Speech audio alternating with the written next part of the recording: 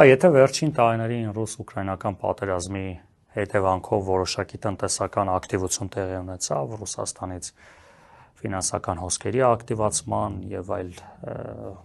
ռեէքսպորտի արդյունքում որոշակի տնտեսական ցուցանիշները բարելավեց, ապա կարելի ասել արդեն վերջին ամիսներին էականորեն սոցիալ-տնտեսական վիճակը գնում է վատ թարացման, մի քանի փուլի բաժանենք, նաեւ այս հարկային չարեփոխումները փոքր բիզնեսի վրա հարկային բեռի բարձրացումը, քանի որ սա նաև խոսում է, որ բյուջետային խնդիր ունի արդեն կառավարությունը, բավականին մեծ տեմպերով գնաճ է, ընդ որում գնաճի մեջ, երբ որ նայում ենք պաշտոնական տվյալները, ասենք 3-4% է,